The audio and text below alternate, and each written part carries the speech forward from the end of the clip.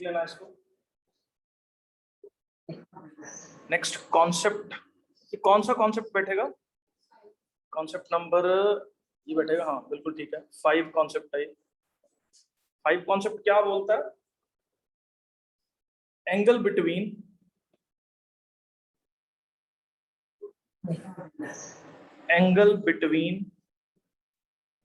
Two lines. मतलब आपको अगर दो लाइंस के बीच में एंगल निकालना है तो वो हम लोग कैसे करेंगे, देख लेना इसको ध्यान से जरा। ये मान लो हमारे पास कोई क्वाड्रेंट सिस्टम है और बेटा इसके अंदर हम लोगों ने एक लाइन ये ले ली और दूसरी लाइन जो है वो इस तरीके से ऐसे ली। ठीक है, मैंने ये एज्यूम कर लिया कि ये वाली जो लाइन है इसको मैंने लाइन 1 मान लिया, इसको मैंने लाइन 2 मान लिया। लाइन 1 जो एंगल बना रही है एक्स एक्सिस की पॉजिटिव डायरेक्शन के साथ, उसको मैंने θ1 बोल दिया। लाइन 2 जो एंगल बना रही है एक्स एक्सिस की पॉजिटिव डायरेक्शन के साथ, उसको मैंने क्या बोल दिया? θ2 बोल दिया। ठीक है, अब क्वेश्चन आता है कि angle between the two lines क्या है? या तो angle between the two lines ये लेंगे हम लोग, क्योंकि ये ही है angle between the two lines. अब एक क्वेश्चन और आता है कि अगर आप बोलो कि नहीं मेरे को ये पसंद नहीं है, मेरे को तो ये वाला लग रहा है angle between the two lines, तो ये 180 minus alpha, both R angle between the two lines. Either आप 180 माइनस अल्फा वाला कंसीडर कर लो या आप अल्फा वाला कंसीडर कर लो, दोनों सेम। बात समझ में आ गई ये वाली? ठीक है, अब आप अगर मैं सिंपल बेसिक ज्योमेट्री की बात करूं, अगर ये वाला एंगल अल्फा है तो ये वाला एंगल कितना होगा बेटा? अल्फा होगा। दोनों एंगल्स क्या हो गए हमारे पास? अल्फा हो गए। अब हम लोगों को पता है क्या? Exterior angle that is equal to sum of interior opposite. Exterior angle is θ1 और ये सम ऑफ इंटीरियर ऑपोजिट के बराबर है, मतलब θ2 प्लस अल्फा के जो है ये बराबर यहाँ पे हो गया। अब देखो बेटा, अल्फा की वैल्यू मैं लिख सकता हूँ यहाँ पे θ1 माइनस θ2, तो ये होगी हमारे पास किसकी वैल्यू? अल्फा की वैल्यू। अब हमारे पास एक चीज और गिवन है यहाँ पे, मुझे आप ये बताओ tangent θ1 is it the slope of the first line? क्योंकि tangent theta is the slope, तो मैंने टेंजेंट θ1 क्या ले लिया? Slope of the first line ले ली। उसके बाद हमारे पास क्या है? Tangent θ2 is the slope of the second line, तो ये हमारे पास क्या हो गया? Slope of the second line. अब यहाँ पे ध्यान से देखना, टेंजेंट अल्फा मैं ले रहा हूँ दोनों साइड पे, इसको ऐसे लिख सकता हूँ टेंजेंट ऑफ θ1 माइनस θ2। अब ये देखो सीबीएसई के हाल, बिना ट्रिग्नोमेट्री के हम लोग स्ट्रेट लाइंस पढ़ रहे हैं, तो फॉर्मूला बोलना जरा, भांग पी के बनाया हुआ सिलेबस है ये। बोलो कितना होगा? टेंजेंट θ1 माइनस टेंजेंट θ2 अपॉन क्या होगा? 1 माइनस प्लस टेंजेंट θ1 टेंजेंट θ2। ये हमारे पास किसके बराबर हो गया? टेंजेंट अल्फा के बराबर। अब यहाँ पे बेटा वैल्यू पुट कर दो, tangent θ1 is the slope of m1 minus m2 upon 1 plus m1 m2। ठीक है, ये हमारे पास बेटा क्या हो गया? It is tangent alpha.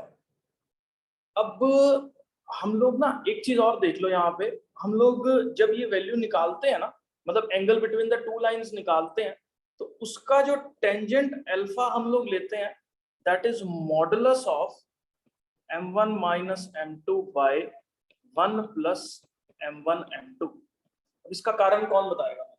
इसको मॉडुलस क्यों लिया? क्योंकि बेटा आप सबसे पहले एक पॉइंट समझो, यहाँ पे टेंजेंट 180 माइनस थीटा की वैल्यू किसके बराबर होती है? अब देखो 180 का मल्टीपल है मतलब पाई का मल्टीपल है, पाई का मल्टीपल है तो tan थीटा ही आएगा।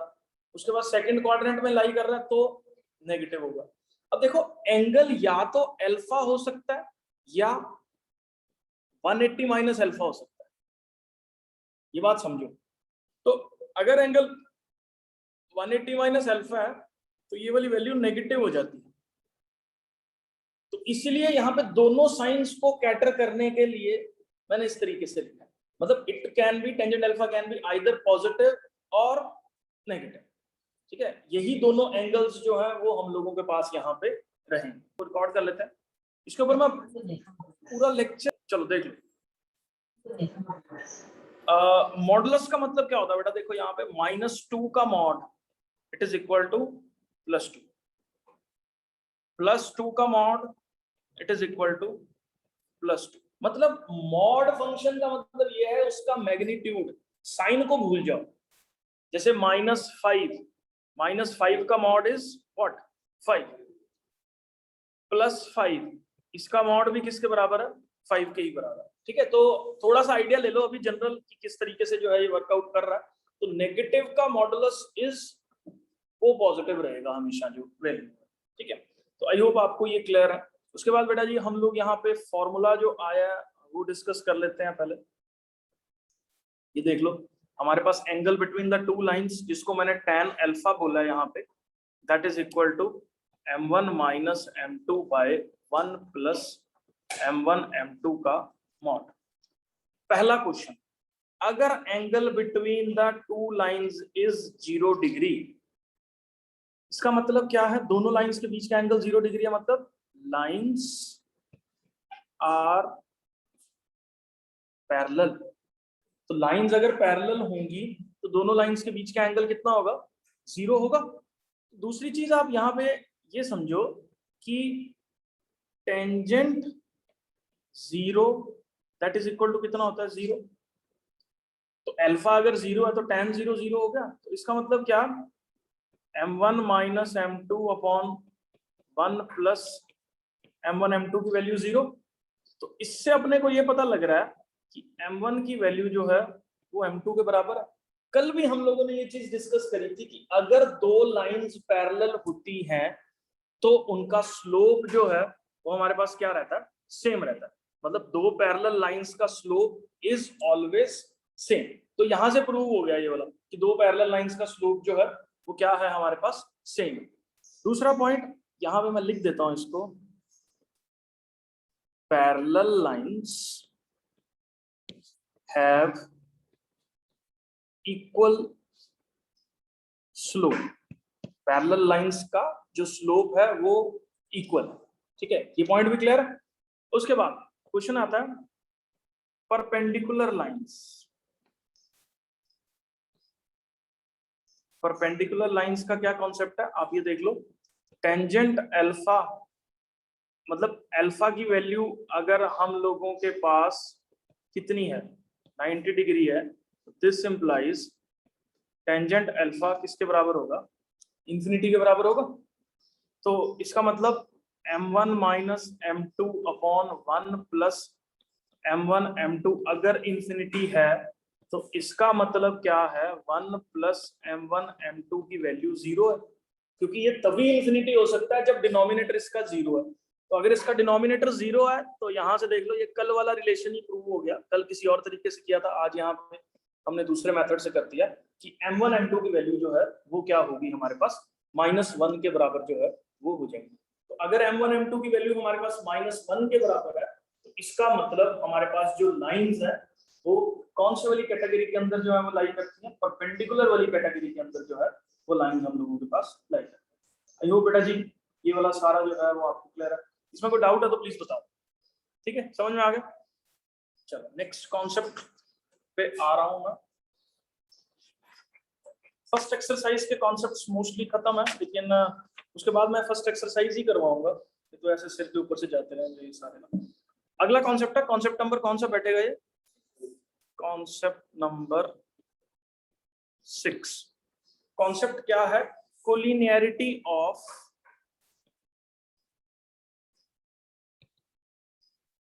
Three points.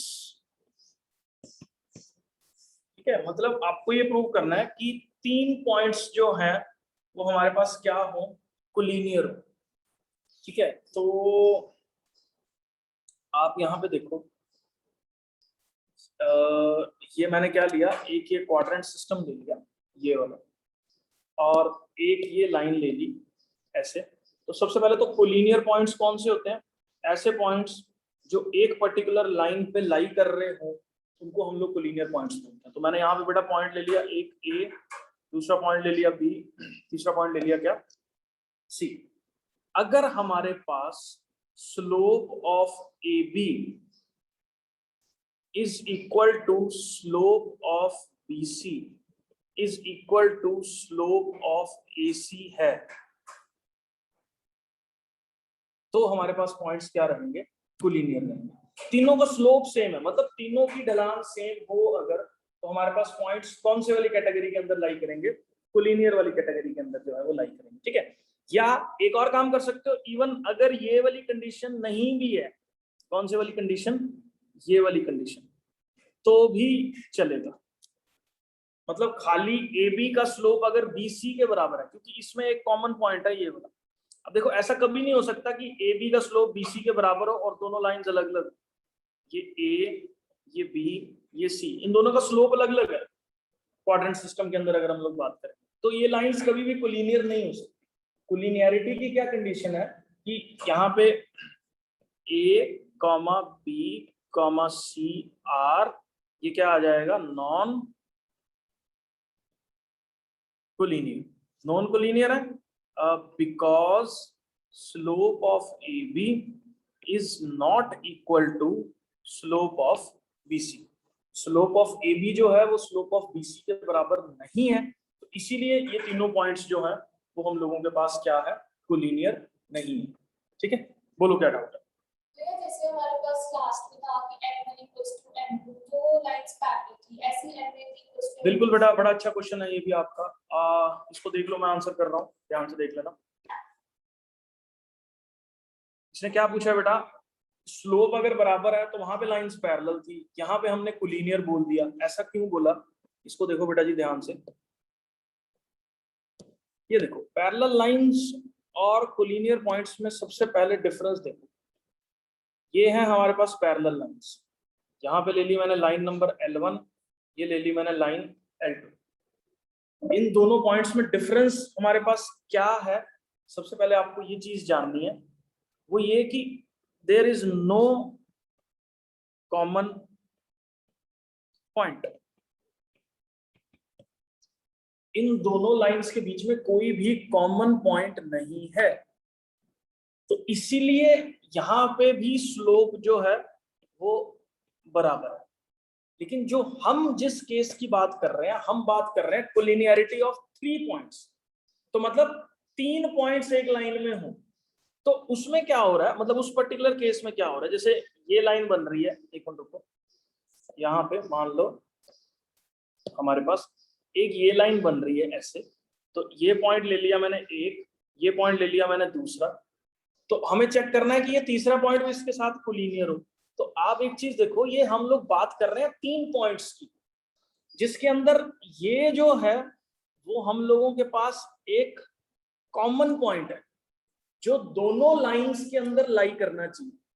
नहीं समझे? अब इस केस में नहीं होगा ना, क्योंकि इसका स्लोप अलग है। अगर मान लो यही चीज ऐसे हो जाए, कैसे हो जाए, इधर देखो इस तरीके से, तो अब तो ये वाले पॉइंट्स जो हैं वो हमारे पास क्या हो गए, कोलिनियर हो गए। ये देख लो, अब तो कोलिनियर है तीनों पॉइंट्स, 1 2 3, तीनों पॉइंट्स जो हैं वो एक ही लाइन के अंदर लाई कर रहे हैं। क्यों? क्योंकि इनका स्लोप सेम है। आप जो क्वेश्चन पूछ रहे हो वो ऐसा है कि एक पॉइंट इधर लाई कर रहा है, एक पॉइंट इधर लाई कर रहा है, तीसरा पॉइंट इधर लाई कर रहा है, ऐसे नहीं लेना आपने, क्योंकि हम लोगों के पास ये 2 वाला कॉमन पॉइंट है। मतलब हमें चेक करना है 1 2 और 2 3 का सेम स्लोप है, मतलब 2 is the common point between the 2 lines. अगर कोई भी पॉइंट कॉमन है तो उस केस में अगर स्लोप बराबर होगा तो पॉइंट्स जो है वो क्या रहेंगे, कोलिनियर रहेंगे। बात समझ में आ गई है ये वाली? ठीक है, अब जैसे एक और केस देख लो, कुछ स्टुपिडिटी बनती है इसके अंदर। अगर आप ये देखो, मैं अगर आपसे ये पूछूं 1 2 3 4, क्या ये चारों पॉइंट्स कोलिनियर है? नहीं है।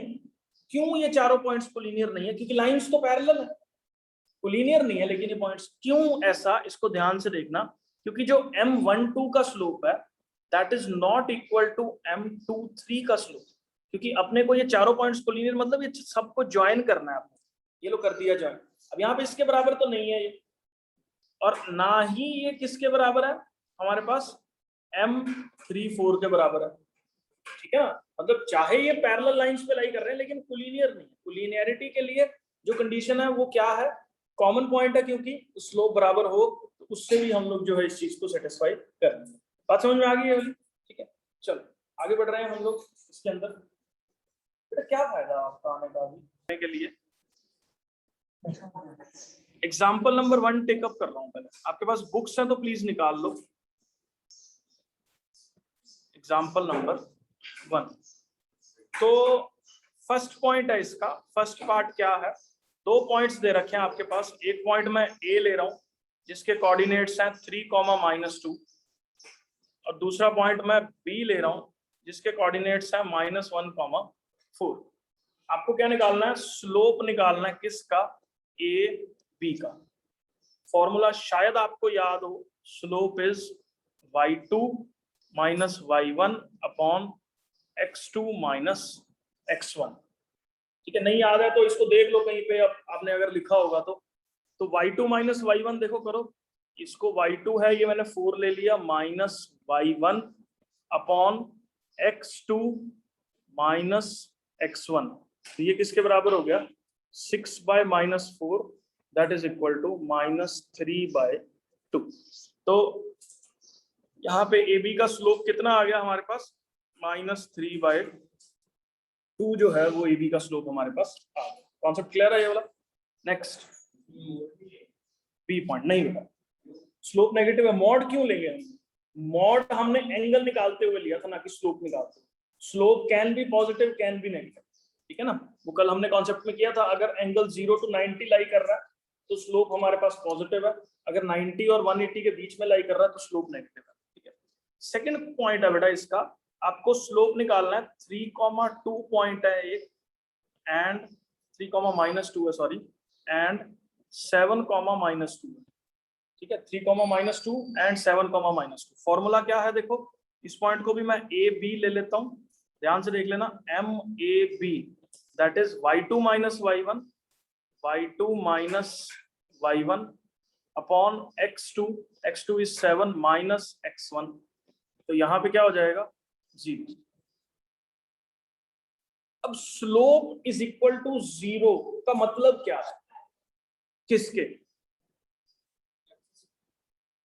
Slope m is equal to 0 implies, क्या इंप्लाई करता है, line is parallel to x axis. Slope m is equal to 0 क्या इंप्लाई कर रहा है, लाइन जो है वो x एक्सिस के पैरेलल है। अब ध्यान से समझ लेना ऐसा क्यों, ये देखो, ये मेरे पास x एक्सिस है, ये मेरे पास y एक्सिस है। अब ये देखो, इस लाइन की कोई ढलान है, ये तो मेरे को लगता है शायद तुम लोग बहुत इजीली गेस कर पाओ। तो इस लाइन की कोई ढलान नहीं है अप्रोक्सीमेटली, ठीक है। ये थोड़ी सी वैसे टेढ़ी बन गई है, इसको सीधा कर लेते हैं हम लोग, यहाँ बना देते हैं। तो इस लाइन की कोई ढलान नहीं है अगर, तो ये लाइन किसके पैरेलल होगी, एक्स एक्सिस के पैरेलल होगी। तो इस केस में जो है हमारे पास स्लोप की वैल्यू क्या है, 0 है, और लाइन क्या है हमारे पास, पैरेलल है किसके, एक्स एक्सिस के। बात समझ में आ गई, क्या पता ये वाला। तो याद रखो 0 स्लोप जिसका है बट ढलान है ही नहीं, तो मतलब लाइन ऐसे सीधी है तो आपको पता लग ही गया कि एक्स एक्सिस के क्या रहेगी, पैरेलल, ठीक है। हाँ तो उसका स्लोप इन्फिनिटी होगा, वो शायद मेरे को लगता है अगला क्वेश्चन ही है, ठीक है। बता रहा हूँ, सी पार्ट बता रहा हूँ मैं इसका। देखो यहाँ पे एक पॉइंट ले लिया मैंने A विच इज 3,-2, एंड दूसरा पॉइंट ले लिया मैंने B विच इज 3,4, ठीक है। और आपको ये बताना है कि इस लाइन का स्लोप जो है वो कितना है। निकालो slope of AB which is y2 minus y1, y2 minus y1 upon x2 minus x1। तो यहाँ पे स्लोप क्या आ गया, इन्फिनिटी आ गया। अरे एक चीज और काम करो आप लोग, आप इसको हल्का सा ड्रॉ करके देखो जरा, इस वाले को। हमारे पास क्या है, 3,-2, यहाँ होगा ये वाला पॉइंट, 3,-2, ये मैंने -2 ले लिया, और दूसरा पॉइंट है 3,4, 3,4 कुछ ऊपर होगा ये वाला पॉइंट, तो ये पॉइंट क्या हो गया 3,4। इन दोनों लाइंस को ज्वाइन कर सकते हो, तो आप देखो यहाँ पे क्या आ रहा है हमारे पास, इन दोनों लाइंस को ज्वाइन करके अप्रोक्सीमेटली ये बन ही गया पैरेलल टू क्या वाई एक्सिस। तो यहाँ पे नोट करके मैं लिख रहा हूं वो क्या, if m is equal to infinity implies क्या, line is parallel to y axis. वैसे भी देख लो ना, खड़ी चढ़ाई होगी पूरी, बिल्कुल इन्फिनिटी है स्लोप, उस पर चढ़ नहीं सकते तुम, थोड़ा बहुत ढलान होगी तो इजीली मूव कर जाओगे, एकदम ही बढ़ जाता है बिल्कुल इन्फिनिटी, हम लोग नहीं चल सकते उसमें, ठीक है ना, मतलब ये समझने के लिए है सिर्फ, ठीक है, तो उसको इन्फिनिटी स्लोप जो है वो उसका होगा, ठीक है। तो आई होप ये भी क्लियर है। नेक्स्ट क्वेश्चन जो है वो डी पार्ट है इसका, इसी एग्जांपल का, making an angle 60 degree with the positive direction of x axis. मतलब क्या है इसका कि हमारे पास ये क्वाड्रेंट सिस्टम है, कोई लाइन है जो कितना एंगल बना रही है एक्स एक्सिस के साथ पॉजिटिव डायरेक्शन के साथ, 60 डिग्री का एंगल जो है ये मेक कर रही है। तो इसका स्लोप किसके बराबर होगा, आप सबको मालूम है, स्लोप इज टेंजेंट थीटा, कि जो लाइन कितना एंगल एक्स एक्सिस के साथ बना रही है positive direction of x axis के साथ। तो यहाँ पे देख लो ये क्या हो गया, टेंजेंट 60 डिग्री, तो टेंजेंट 60 डिग्री की वैल्यू क्या होती है हमारे पास √3, तो यहाँ पे √3 जो है हमारे पास क्या हो जाएगा, स्लोप हो जाएगा। उससे कोई फर्क नहीं पड़ता, स्लोप सेम रहेगा। जैसे देख लो आप, हमने क्या किया, इस लाइन को ऐसे बना दिया, ठीक है, अब ये एंगल कितना ले लिया, 60 डिग्री ले लिया।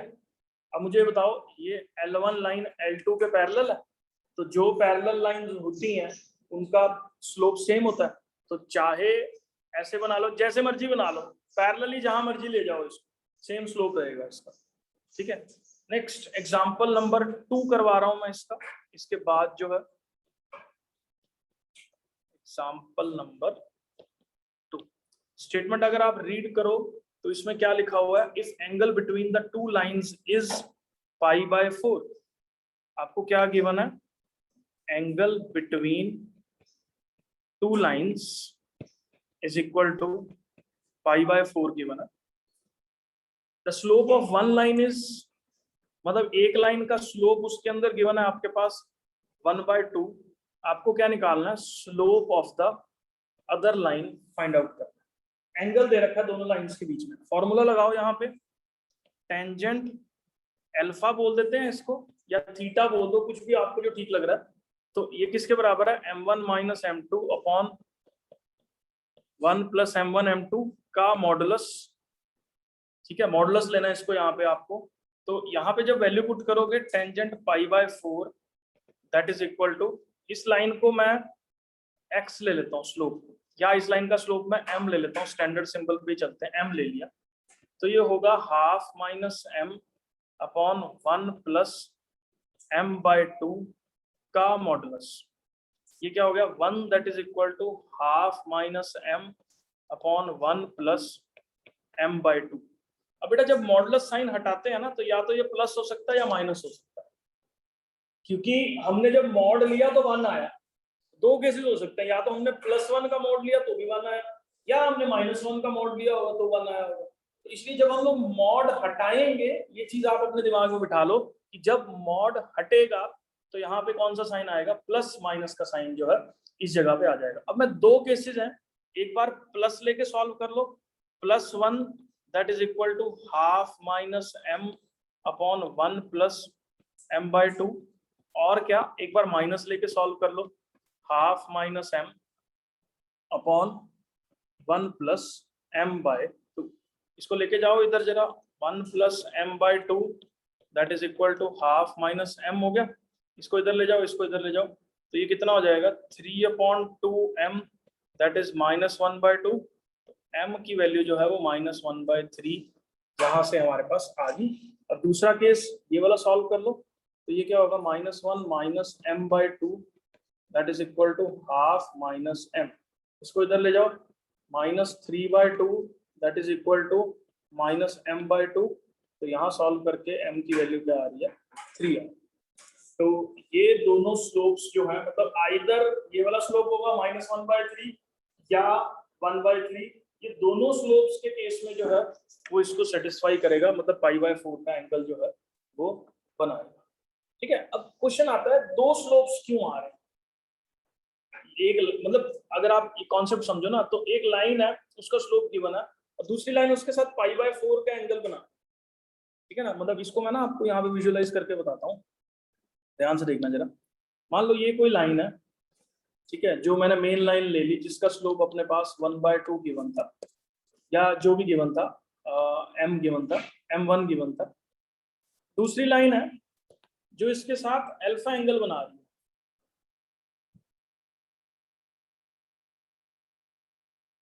ये एंगल अल्फा बना रही है दूसरी लाइन, इसका स्लोप मैंने m2 ले लिया।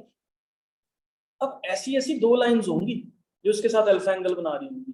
देखो कैसे, ये भी तो लाइन यही है जो इसके साथ अल्फा एंगल बना रही है, ये भी अल्फा एंगल बना रही है। अब क्वेश्चन आता है मैं इस लाइन को कंसीडर करूं या इस लाइन को कंसीडर करूं। बात समझ में आ रही है, क्योंकि हमें एक लाइन के साथ एंगल दे रखा है, एक पर्टिकुलर लाइन के साथ अगर मैं एक पर्टिकुलर एंगल की बात कर रहा हूं तो वो दो लाइंस बना रही हैं, एक उसके लेफ्ट में एक उसके राइट में। इसीलिए यहाँ पे हमारे पास दो स्लोप्स वाले आंसर जो है इस पर्टिकुलर केस में अपने को देखने को मिले। नहीं समझे?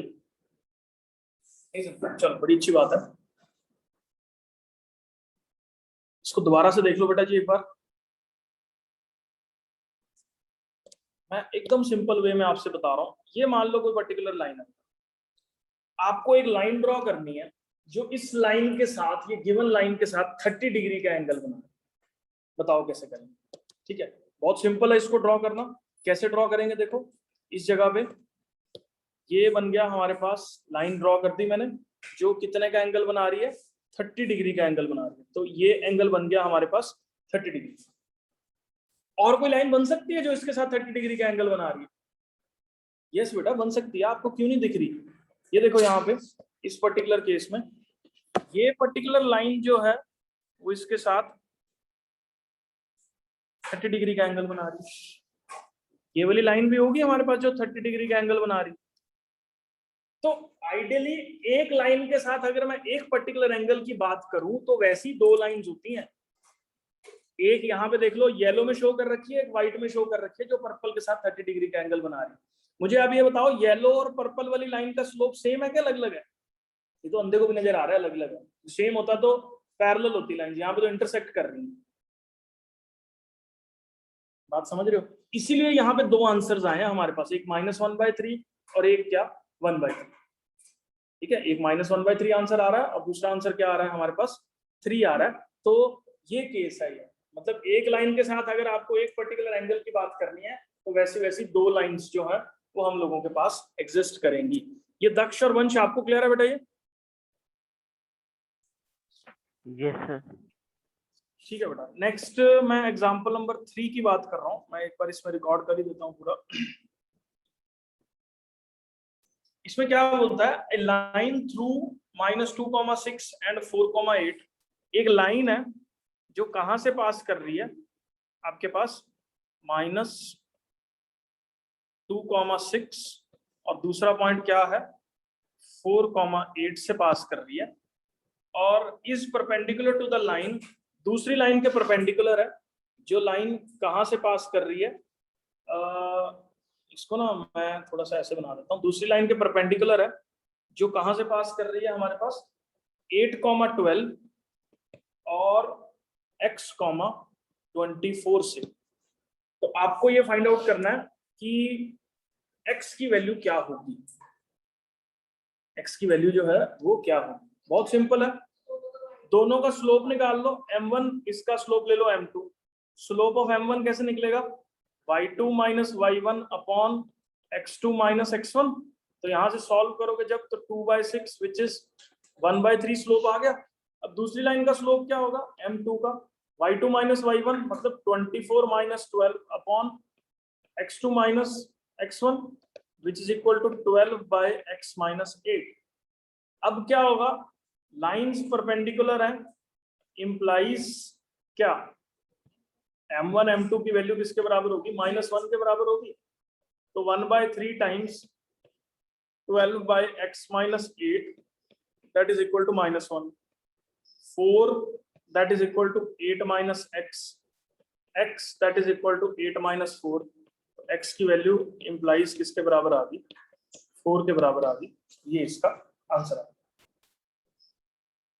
क्या बता, ठीक है। तो यहां से x की वैल्यू जो है वो 4। एक और क्वेश्चन मैं करवा रहा हूं आपको, एग्जांपल नंबर 4।